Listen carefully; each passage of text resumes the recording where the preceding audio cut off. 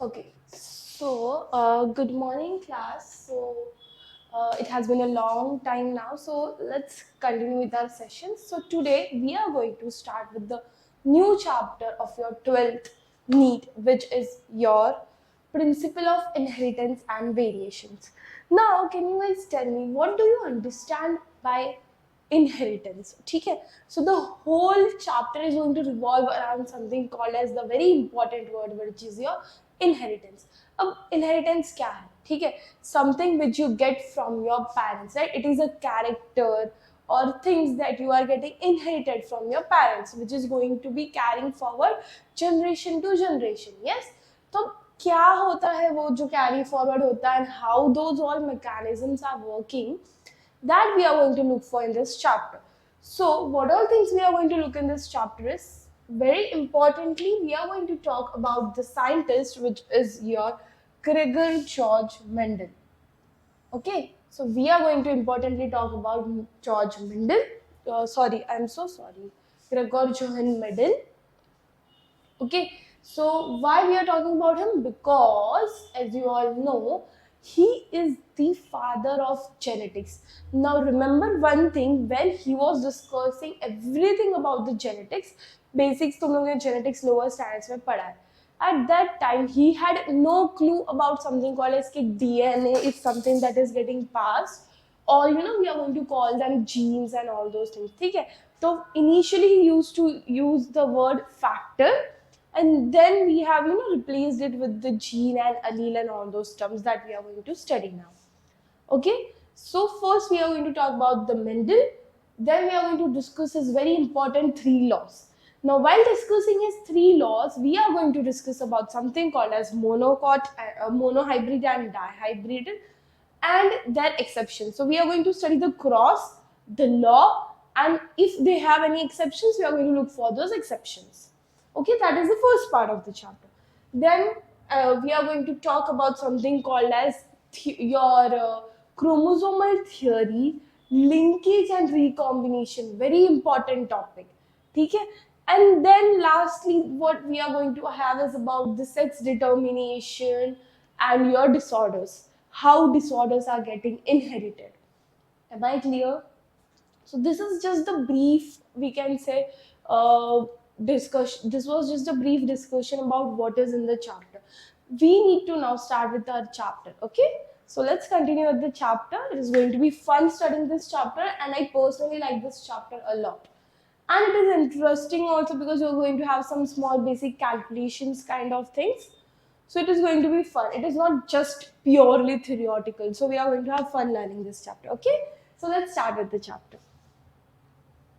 Okay, so first let's discuss some basic things. ठीक है, basic terminologies and basic चीजें किसने क्या discover किया, and then we are going to jump into the Mendel का theories. Okay, so first word that we need to remember with the introduction only I discussed with you guys, which was the word inheritance. Very important.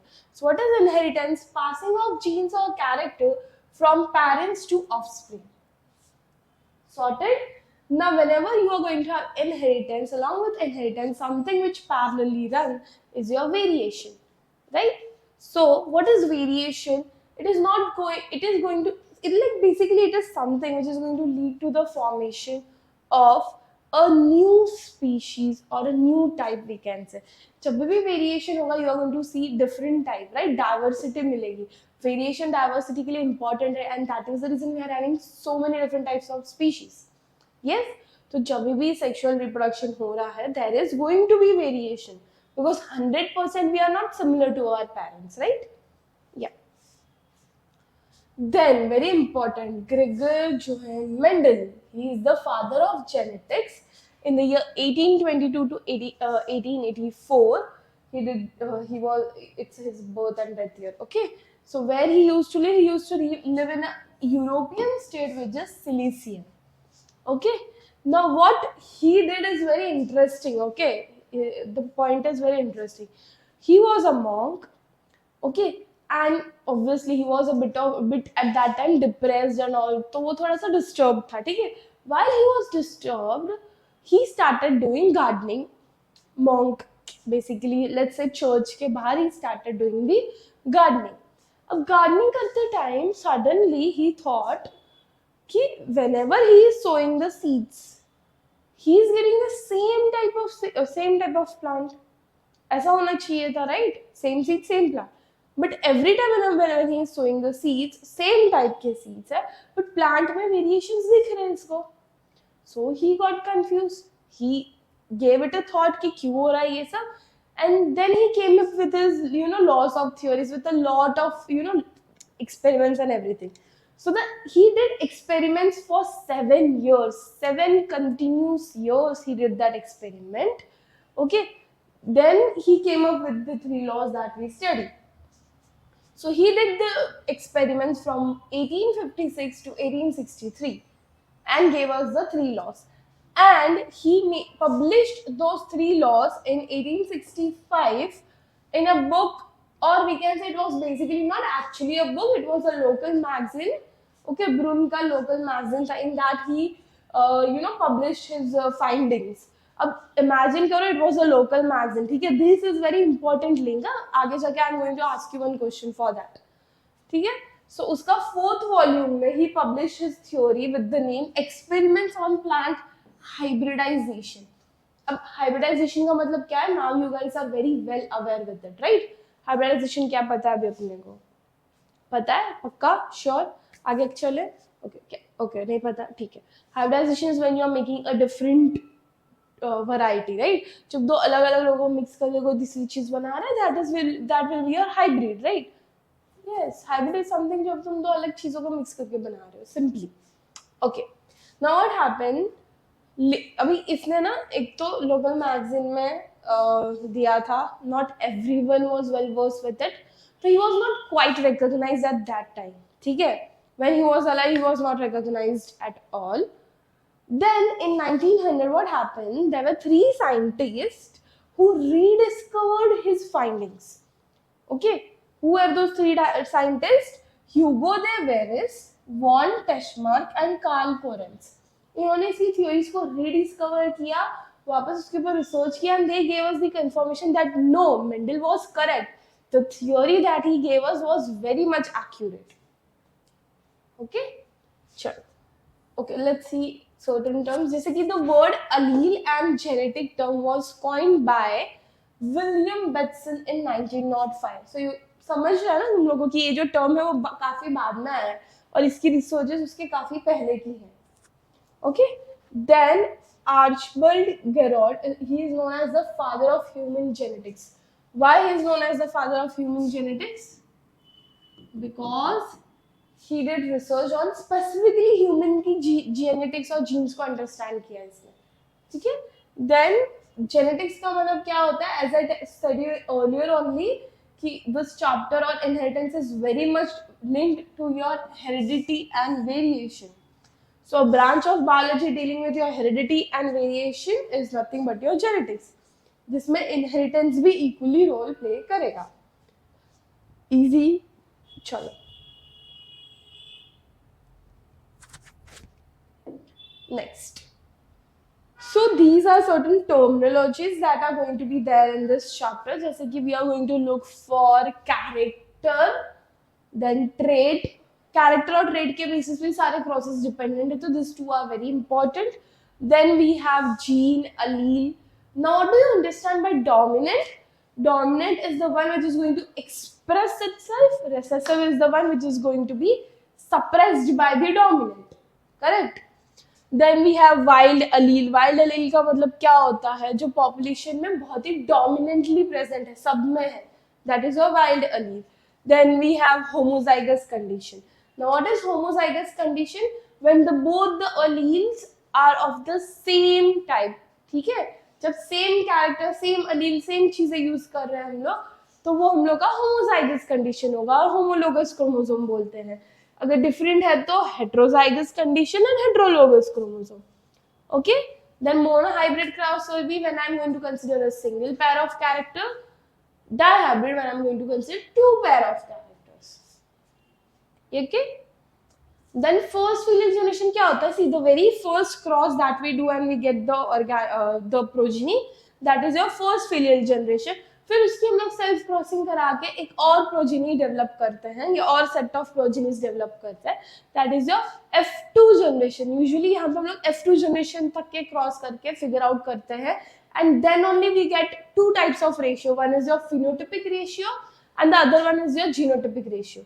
Now phenotypic ratio का मतलब क्या होता है? When there is the appearance of physical characters, or we can say the characters that are observable, बाहर से ही देख के समझ आ रहा है, those will be considered as your phenotypic characters. Genotypic character मतलब क्या हो गया? जीन वर्ड है, जीनोटिपिक है, राइट? मतलब हम लोग इंटरनली जीन्स क्या प्रेजेंट है उसके बेसिस में रेशियो निकालेंगे। Am I clear? पक्का? Sure? Okay, now next is gene लोका। जीन लोका या जीन लोकस मतलब क्या? The position eight which that allele is present on the chromosome. Simple, एकदम इजी लैंग्वेज में बता रही हूँ, ठीक है? फिर दो इंपॉर्टेंट टर्म्स है यहाँ पे, एक बैक क्रॉस होता है और एक टेस्ट क्रॉस होता है। Now what is the back cross? Basically here, can you see here? What is back cross? Back cross is when you are going to cross your F1 progeny with one of your two parents, that is your back cross. Then you have test cross. Now what is test cross? जब हम लोग एक individual को एक unknown phenotype जो recessive था उससे cross करा रहे हैं, that is your test cross. ये दोनों भी क्रॉस हम लोग यूज करते हैं to figure out whether the parent were homozygous और हेटेरोजाइगस, ठीक है? Now, what is your meaning of pure line और pure breeding? इसका मतलब क्या होता है? It is the progeny of an organism that is homozygous. Purely homozygous होता है continuation में, तो उसको हम लोग pure line बोलते हैं। ये टर्म हमको किसने दिया था? जोहानसन ने दिया था, Johansson. Okay, yes. Then there is something called as Punnett square. Now Punnett square is a checkerboard method जिसके हेल्प से we are going to get the ratio of your phenotype and genotype. Okay, अभी Punnett square क्यों बोलते हैं तुम लोग gas कर सकते हो? बिकॉज साइंटिस्ट जिसने डिस्कवर किया वो है आरसी पनेट, एंड स्क्वायर इसीलिए है, सो पनेट वहां से है, स्क्वायर इसलिए क्योंकि हम लोग उसको स्क्वायर बना के सॉल्व करते हैं, so Punnett square. Okay, what is genome? Genome is a complete set of chromosome. Then what is reciprocal cross? जब second cross of same genotype in which the sexes of the parents are reversed. Reverse करके फिर जो हम लोग cross करेंगे उसको हम लोग बोलेंगे रिवर्स का मतलब जैसे रेसिप्रोकल उल्टा, सेम रिवर्स उल्टा, that is your reciprocal cross. Easy peasy? Sure हो यहाँ तक? पक्का?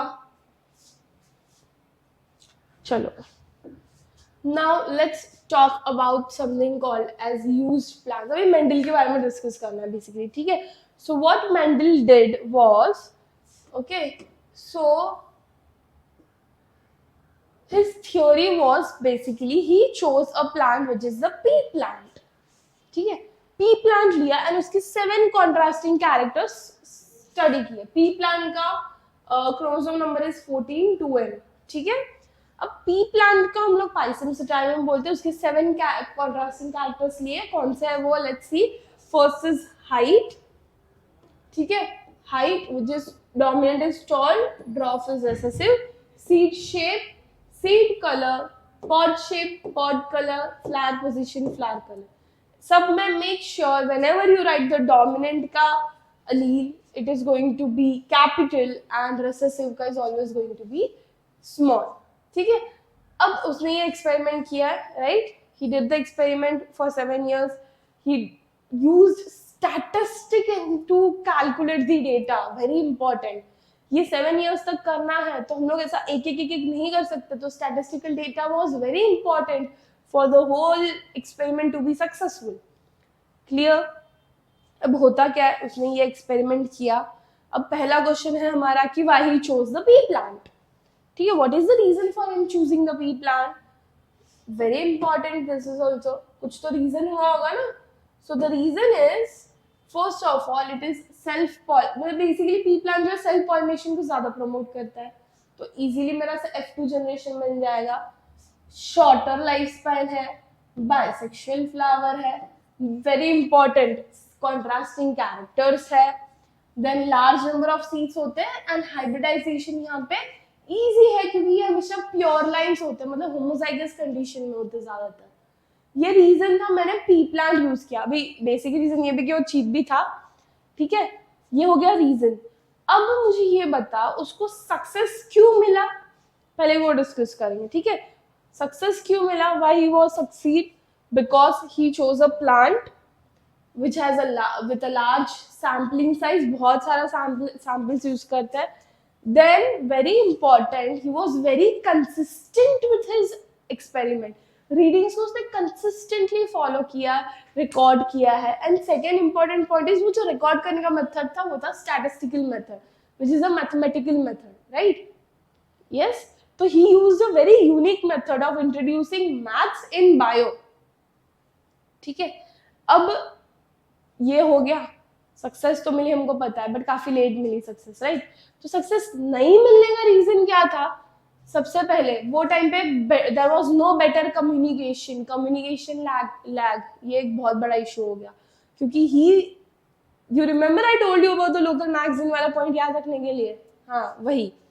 तो इसने कहाँ पे लोकल मैगजीन में दिया था। अब local magazine is something which is going to be locally only available ना, तो दूसरों को कैसे पता चलेगा? So there was no better communication, and also at the same time there were no internet and everything जिससे दूसरों को पता चले. So communication gap was one issue. Okay. Secondly, his unique idea of introducing stats and bio was not accepted by a lot of scientists. This is the second reason.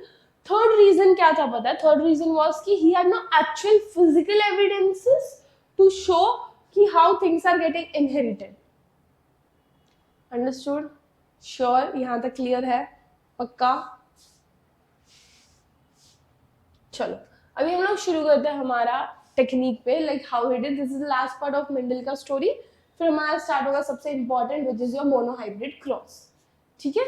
Now what he did basically ना, उसने क्या किया, सबसे पहले ही use the pure parents, फिर उनका hybridisation किया। Hybridisation के लिए कौन सा method? Emasculation. I hope you guys are well versed with the term emasculation. You're going to remove the anthers of the flower and bag it. And जब हमको लगेगा कि अब हमको उसको pollination कराना है, तो I'm going to remove the bag. I'm going to sprinkle my desired pollen over it and then again rebag it. तो वही प्रोसेस यहाँ पे लिखा है। इमेस्कुलेट करेंगे मतलब रिमूव करेंगे, फिर उसको बैक करेंगे, डस्टिंग करेंगे डिजायर्ड पोलन ग्रेन का, फिर उस पर टैग लगाएंगे कब क्या किया है हम लोगों ने, because how I will remember what I have done. Einstein तो नहीं है ना हम लोग कि हमको सब कुछ याद रहेगा, so we are going to add a tag over it. And then lastly, once the whole process is done, you are going to collect the seeds and again plant them and see what is the result. Easy? Sure. अभी हम आते हैं हमारे very important part of the next chapter, which is your monohybrid cross.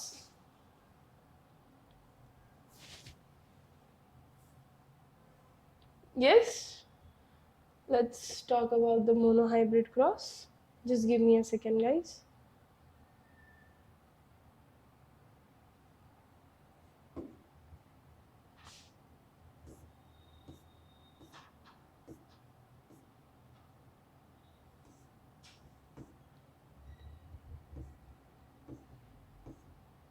चलो, सो monohybrid cross में क्या हुआ है? सबसे पहले cross considering only one parent, one character of the parents we have took and we have studied the inheritance, right? तो उसमें हमको क्या ऑब्जर्व किया? Only one trait was expressed in F1 generation while F2 had both the traits in the proportion 3:1 and did not show any blend. From this we got two laws, law of dominance and law of segregation. Understood? Understood? अब law of dominance में एक formula हम लोग ने add किया हुआ है, which is 1/2 capital D plus 1/2 small t. This is moreover same like your A plus B the whole square, which gives you a square plus b square plus 2ab. So your a square here is 1/4 tt, capital T. Then your b square is 1/4 small t plus 1/2 capital T small t is your 2ab. इसके help से हम लोग बहुत सारे calculations कर सकते हैं, that is the reason we have took this formula. Understood? ये फॉर्मूला को रिसॉल्व करोगे तो हम लोग को हमारे मोनोहाइब्रिड क्रॉस का रेशियो मिलेगा. तुमको पता है मोनोहाइब्रिड क्रॉस का रेशियो क्या है? पता है कि नहीं पता है? नहीं पता है, कोई बात नहीं, चलो अभी हम लोग करके देखेंगे, ठीक है। एक चीज याद है ना, डोमिनेंस का मतलब क्या होता है? लॉ ऑफ डोमिनेंस में they have explained us that always there is going to be one character which is going to be dominant and the another character is going to be recessive, the suppressed one, ठीक है। And law of segregation क्या बोलता है कि जब meiosis होता है तब गैमेट्स जो है वो मिक्सअप होते हैं, राइट, क्रॉसिंग ओवर होता है, बट दैट डजंट मीन कि they are going to be completely mixed up, they are not going to be blended. वो लोग मिक्स होके फिर वापस अलग होते हैं और अपना इंडिविजुअल कैरेक्टर भी शो करते हैं, that is the law of segregation. Understood? अगर law of segregation properly follow नहीं हुआ तो क्या हो सकता है? द किड में suffer from Down syndrome, Klinefelter and Turner, और यही हम लोग पढ़ने वाले हैं क्रोमोसोमल डिसऑर्डर्स के अंदर। Understood? Now let's see monohybrid cross कैसे करते हैं हम लोग, ठीक है। कुछ मुझे एग्जांपल दो, क्या कंसीडर कर सकते हैं हम लोग? पेरेंट में क्या कंसीडर करेंगे? Let's say the parents are with the character लेते हैं हम लोग हाइट का, ठीक है, तो वेरी बेसिक जो सब लोग वही लेते हैं, ठीक है। अब हाइट में हमारे पास दो चीजें होती है, टॉल एंड डॉर्फ। टॉल में you have capital D, dwarf में you are going to have small D, ठीक है। So they become your parents, ठीक है। तो इनके हम गैमेट्स बनाते हैं। आई राइट ये वन क्या, क्योंकि दोनों सेम है होमोजाइगस कंडीशन में, होमोजाइगस है, ठीक है। तो आई राइट जस्ट वंस, ठीक है। इनको क्रॉस करके हमको मिलेगा capital D small D which is my F1 generation, right है, F1 जनरेशन है। तो फिर आगे क्या हुआ बेटा? इनका ये मुझे कैसा दिखेगा? ये मुझे टॉल दिखेगा, समझ आया? अब इसका मैं करूँगी सेल्फ क्रॉसिंग, तो अगेन माय गैमेट्स। अच्छा ये मेथड ना ऐसे ही तुमको एक्चुअली सॉल्व भी करना होगा, थ्योरी पॉइंट ऑफ व्यू से सब चीज़ें लिखनी होंगी, तो this is equally important theory perspective से कि how you solve and right, okay. This will be capital T small t into capital T small t. Now what I am going to do here is we are going to do now, see directly कर सकते हैं, but since this is the first time we are doing, so I am going to use Punnett square, ठीक है। So let's make a Punnett square.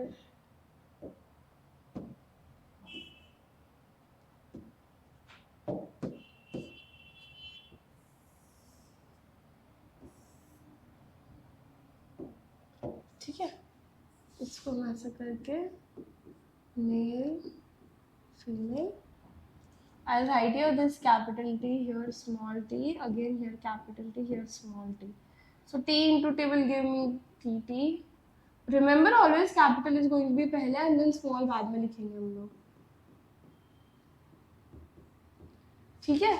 अब क्या होगा? The capital T is going to show me tall. Capital T small t is also going to show me tall. Capital T small t again tall. Small t dwarf. तो इससे हमको क्या मिलता है? We get phenotypic ratio as 3:1. That means 3 tall is to 1 dwarf, ठीक है। अब हम लोग बात करते हैं something called as your genotypic ratio. What is going to be your genotypic ratio?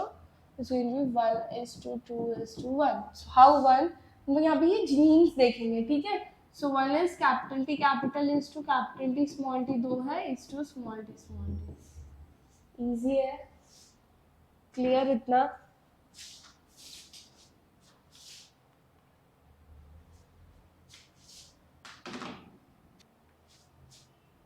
Okay, यहाँ तक क्लियर है बच्चा? चलो, now let's see what are the exceptions over here. Yes, exceptions तो होंगे obviously, है कि नहीं? exceptions तो होंगे. Okay, so the exception, सबसे first exception जो है वो है हमारा incomplete dominance से related. किसका exception है? First exception is with respect to your incomplete dominance. Okay, now what is incomplete dominance? So this concept was given by Carl Correns in 1903. You remember Carl Correns कौन है? जिसने rediscover किया था third वाला. Yes. So what he says, so incomplete dominance को हम लोग intermediate dominance भी बोलेंगे या mosaic blending inheritance भी बोलेंगे. Now what happens here is, this is a phenomena where none of the two allele of the gene is dominant over each other. So both are present together forming the new genotype showing the intermediate form. क्या form करेंगे? Showing the intermediate form.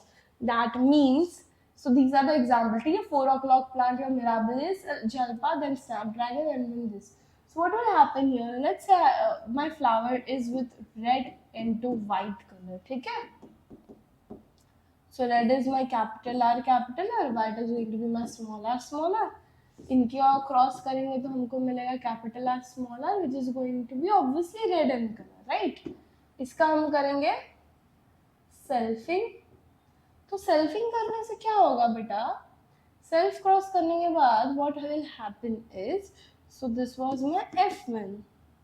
ठीक है, अब F2 में क्या हो जाएगा? हमारा जो टेबल बनता है which is going to give you, let's make it just randomly. ठीक है, so R R R R,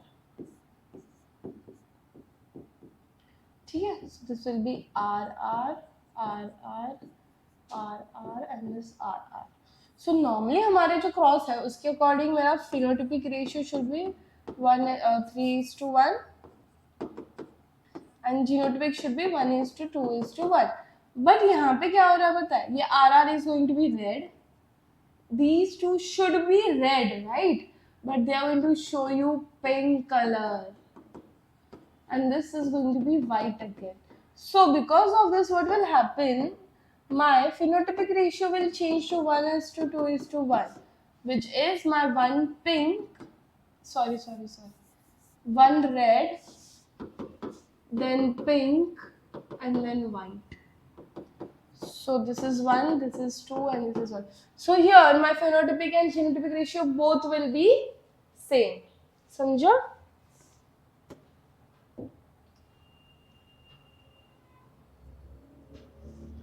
next, second था कोडोमिनेंस. सेकेंड क्या था? कोडोमिनेंस. अब कोडोमिनेंस में क्या होता है? When both the alleles of the gene express simultaneously in heterozygous form, that means both dominant and recessive allele are in the same, मतलब दोनों भी डोमिनेंट है. ठीक है, तो कोडोमिनेंट alleles बोलते हैं इनको हम. तो एग्जांपल है यहाँ पे blood group, then coat color in kettle and sickle cell anemia. Let's take example of coat color here because blood group को हम लोग कहीं और देखेंगे. ठीक है, now coat color in kettle में let's say I take black into brown color. ठीक है, black और brown color लिया मैंने, तो black है तो capital B, this is going to be small b. इनकी क्रॉसिंग से let's say मेरा black dominant है तो I'll see black. ओके, अब क्या होता है? ये मेरा F1 बना. Now when I'm making F2, what will happen? They are going to do self crossing. So I should get again the ratio. This is B, B, B, B, B, B, capital B, small b, capital B, small b, small b, small b. ठीक है, अब what happens again? phenotype genotype की बात करते हैं. genotype तो हमारा 1:2:1 रहेगा. phenotype वापस यहाँ पे क्या होगा? See, this is going to be black, let's say this brown, this both are going to be the intermediates. अब मुझे half kettle black और half brown मिल रही है, तो उसको हम लोग let's say यहाँ पे कंसिडर करते हैं रॉन कलर. तो ये दोनों बन जाएंगे रॉन. तो अगेन इसका भी मेरा phenotypic ratio will change to 1:2:1 rather than being 3:1. Cool, समझा यहाँ तक? थर्ड है हमारा मल्टीपल एलिलिज्म। जैसे मैंने बोला था ना, ब्लड ग्रुप का यहाँ पे स्टडी करेंगे बेटर होगा। ठीक है, मल्टीपल एलिलिज्म में क्या होगा? More than 2 alternative forms of gene at same loci are present, so they are produced due to mutation but they are in the different direction, so इनकी वजह से हम लोगों को जर्मिनल वेरिएशन मिलेगा। अब एक चीज याद रखना, यहाँ पे बेस्ट एग्जांपल है ब्लड ग्रुप, हमारा एबीओ ब्लड ग्रुप जो है वो। अब इसमें क्या होता है? it is controlled by I, which is located on the 9th chromosome that has 3 multiple alleles, 9A, 9 IA, IB and I0। ठीक है, I0 अपना O वगैरह ब्लड ग्रुप के लिए यूज हुआ। ठीक है, इसमें से दो तो ऑलवेज प्रेजेंट होता है ये लोगों में। ठीक है, अब जो मल्टीपल एलिलिज्म है is always going to show codominant nature and dominant recessive nature at the same time. Example है हमारा ब्लड ग्रुप का, right? So I I B will be always, they both will be equal and this is going to be this way something. अब यहाँ पे कैसे कर सकते हैं हम लोग? हाउ वी कैन मेक, ठीक है, जो मेरा ब्लड ग्रुप ए है उसके अंदर क्या क्या होगा मेरे पास? आई ए आई बी, ये होगा कि आई ए। ब्लड ग्रुप बी में क्या होगा? आई बी आई ए बी में क्या होगा? आई ए, oh yes exactly, so it would be monomer. We can say this is IA I0, IB I0, this is IA IB and O blood group में क्या होगा? I0 I0। समझा? फिर हमारा वो जो RH है positive negative, that is something again in the different league we are going to do. यहाँ तक समझा है? पक्का? श्योर? चलो नेक्स्ट है pleiotropic inheritance. That means single gene is going to affect 2-3 things in your body. ठीक है, so more than one trait is known as pleiotropy and gene को हम बोलेंगे पॉलीट्रोपिक जीन। अब इसमें होता क्या है? 2 इफेक्ट्स देता है, एक मेजर इफेक्ट देता है और एक सेकेंडरी इफेक्ट देती है जीन। ठीक है, अब यहाँ पे हमारा एग्जाम्पल है sickle cell anemia and phenylketonuria. Specifically अगर मैं फेनिलकीटोनुरिया का एक्सप्लेन करूँ तो फेनिलकीटोनुरिया में क्या होता है? You have a enzyme which is present with the gene PAH gene. So the enzyme is phenylalanine hydrolase. अब ये क्या करता है? ये ना वहाँ पे वो साइड पे टायरोसिन बनाता है which is important for making the skin pigment. And ये साइड पे क्या करता है? अगर प्रॉपरली रिलीज नहीं हुआ तो due to the single cell mutation what will happen? It will start depositing in your brain. So deposition of ketone होता है, सो हमारे यूरिन में भी उसके ट्रेसेस मिलते हैं। Understood? It is a type of genetical disorder, specifically autosomal recessive genetic disorder होता है mutations की वजह से। Symptoms क्या है? Mental retardation, reduction in hair and skin pigment। समझा? क्योंकि 2 अलग इफेक्ट है इसलिए 2 अलग टाइप के तुम लोग को symptoms मिल रहे हैं। Am I clear? Sure? So there is a big difference between your dominance and incomplete dominance and incomplete dominance and codominance. Just have a look over it. Okay? I'll give you 2 minutes. Just have a look. Just a second. Okay, देख लिया? Sure. With this, in today's class, we have finished the monohybrid cross, and it's all exception along with studying the 2 laws. Next class हम लोग dihybrid cross पढ़ेंगे, फिर different types of जो polygenic inheritance वगैरह है वो पढ़ेंगे, फिर we will start with the chromosomal theory, then we have to finish linkage, types of linkage, recombination, then sex determination, pedigree analysis, and your disorders. So these are the things that are left now. Okay, so I'll see you in the next class to cover the rest of the things. Okay, see you, bye.